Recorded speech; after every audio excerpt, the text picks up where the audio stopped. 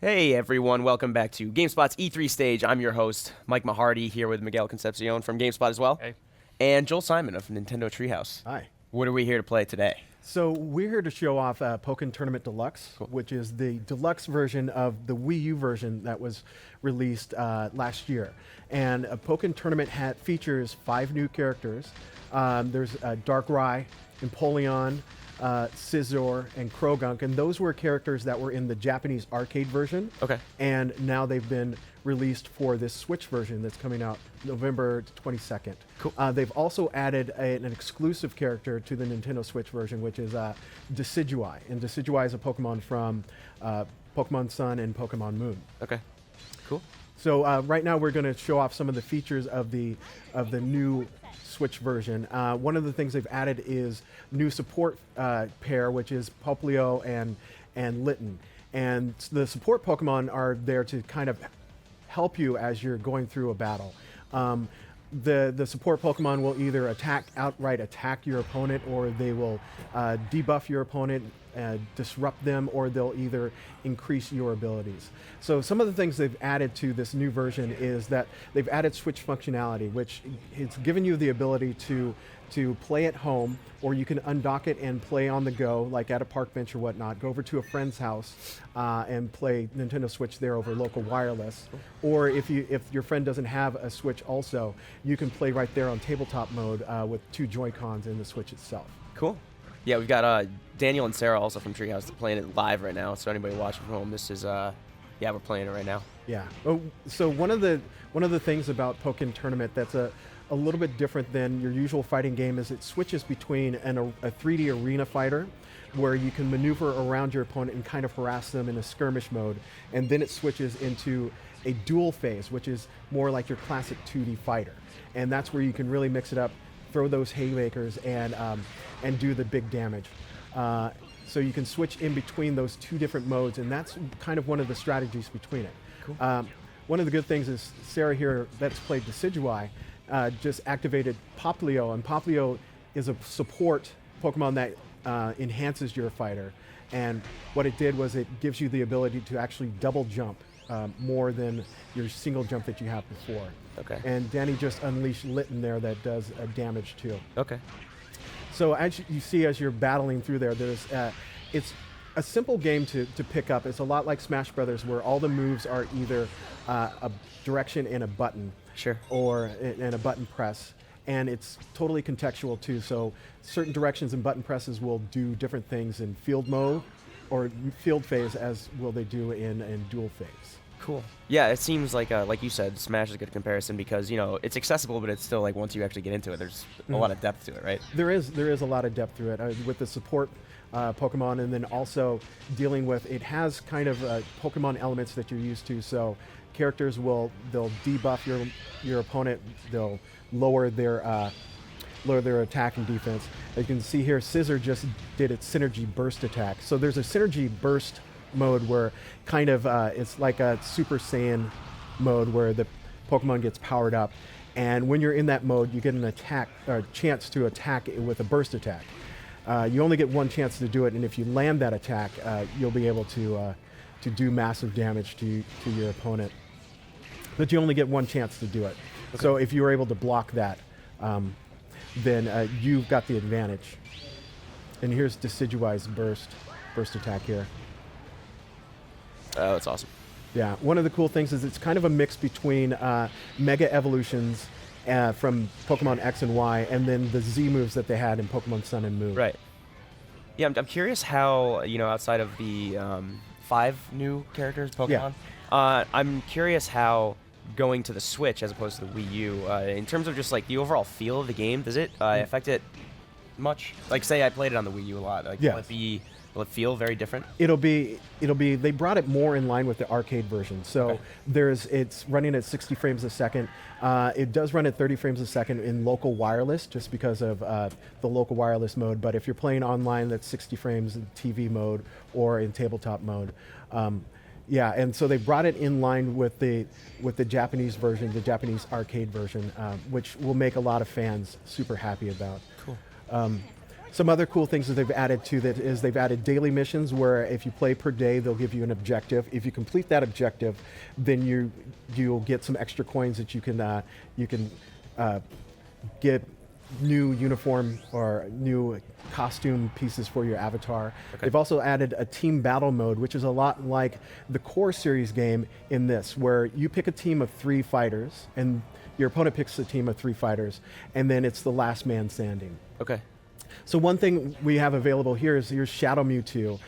One of the great things is Shadow Mewtwo is available right out of the box. Okay. So as soon as you start playing the game, all 5 new characters are available, and Shadow Mewtwo is available too. For the Wii U version, Shadow Mewtwo is only available with an amiibo card, or after you beat the game, you would unlock him, and now he's completely unlocked. Okay.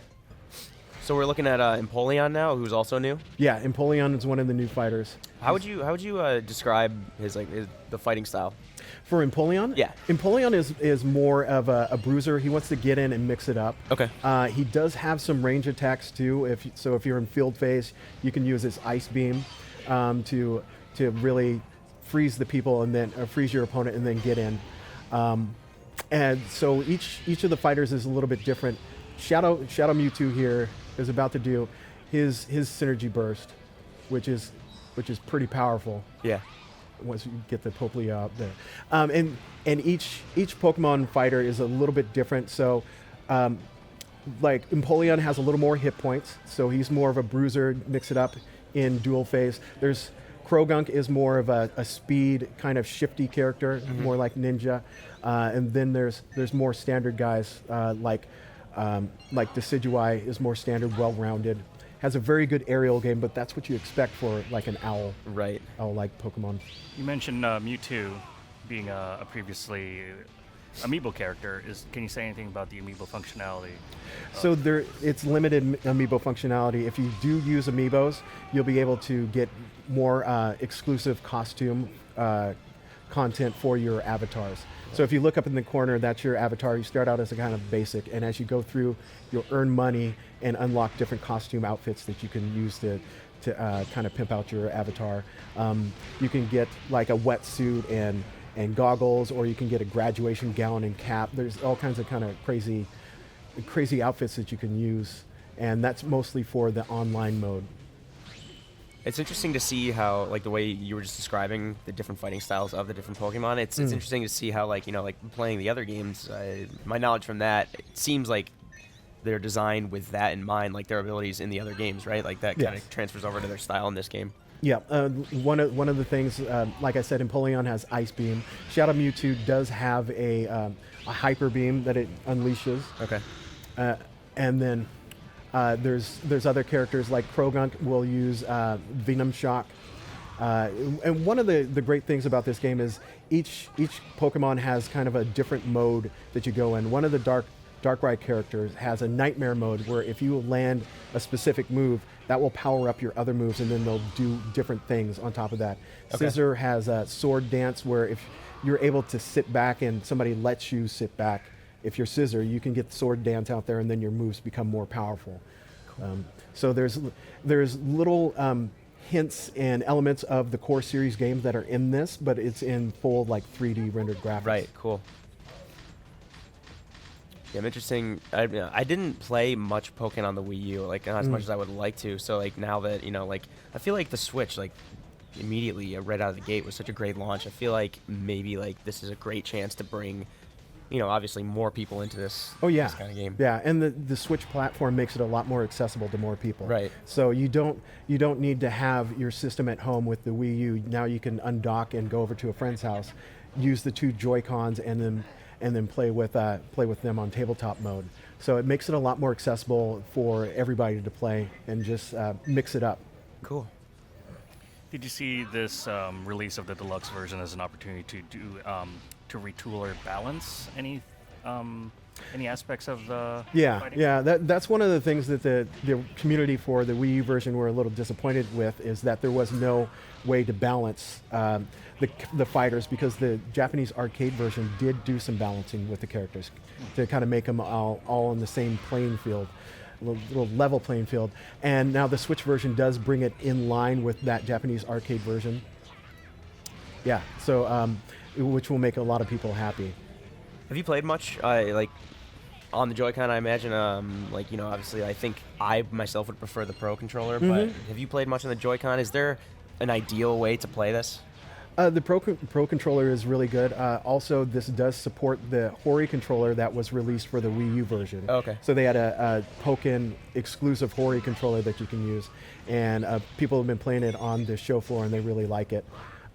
Pro controller is really nice. The Joy-Cons really do a good job too, especially if you have the wrist strap on there. So you have those left and right buttons for blocking and support right there. Yeah, like you were saying earlier with the controls, kind of like the Smash controls, direction plus a button. That seems like it's, you know, it's not like a like a Mortal Kombat game or anything where you're doing a lot of analog input and directional things like that. Yeah, yeah. So it does make it a little bit more accessible to your everyday gamer. Sure. But there is a lot of there is frame counting in this where you can really get down to the nitty gritty. I imagine it must have been difficult when you know, like Nintendo sat down to figure out how to please both fighting game fans and Pokemon fans. Would you say this game is geared more toward one camp or the other? It's not. It's accessible for both camps. It was developed by Namco Bandai. Sure. And so they're familiar, and that's where it gets its Pokken name from kind of the Tekken series. So it does have that fighting bones to it, skeleton, with the framework of Pokemon around it too. And so there's something for everybody. Right. Yeah, really is. And then I correct me if I'm wrong, but there would be like a 3v3. Yes, that's the team battle. Cool. That's the team battle where if you pick a team of 3 Pokemon and your opponent picks a team of 3 Pokemon, and then they battle it out, last man standing. Okay. Yeah, I battled against my coworker when we first got this out, and he went through my entire crew until he had his first fighter had a sliver of health, but I couldn't defend. Oh yeah. Yeah. I imagine like figuring out your team composition to like counter the other players would be super important. Yeah, because there is some guys that are faster. Krogunk is a faster fighter, but a little lower hit points. Blaziken here is it's more well-rounded. Yeah. Then there's also Pokemon that are more technical, and that's Darkrai and Gengar, which are they're more shifty and hard to get a hold of. Okay. And so depending on your fighting style, you can change it up and switch it up. If you're just starting out, I recommend some of the basic fighters. Like Pikachu is well-rounded. Doesn't look like he would stand up against Charizard, but he does a really good job on his own. Blaziken's another one that's a fan favorite. And then also Mewtwo is also a really good fighter also. Yeah, Blaziken was my my choice when I played X and Y. Yeah, he's tough because he does have some ranged attack, but when he does get into your face, he can really mix it up and do some damage. So one thing you've noticed, the chevrons above Blaziken's head, that signifies that he got powered up, so his defense and his attack gets powered up. Okay. So there's a lot like the core series game too, where you can add to your abilities or debuff your opponent's abilities also. Yeah. Yeah, I'm super interested to see like I don't know, Miguel, did you get the chance to play much on Wii U? A little bit. Yeah. Yeah. Do you play many other fighting games? I mean, I could see traces of Tekken in this. Sure. The one thing I was really curious is how do you have any idea how the studio settled on this roster? No, we don't have any. Well, I haven't seen any input on how it was decided, but some of the choices, or like Krogunk, seems a little strange because he's a lot smaller than the other opponents, or like Pikachu Libre, but Pikachu Libre is a little bit different than your normal Pikachu. Yeah, he's got more wrestling moves. What I do like is the diversity of characters. You sort of like have these classic, very familiar Pokemon characters, and you just mix it up with some of the newer ones. Yeah, that's one. Everybody knows Mewtwo and Pikachu, and of course Charizard, and then there's some other Pokemon too. Darkrai is also a fan favorite too. Yeah. It's also interesting. Like you touched on it. Like Pikachu, I wouldn't immediately think of like a fighting game character. Blaziken obviously seems tailor-made to it, but it's interesting to see how you implement those abilities with someone like Pikachu.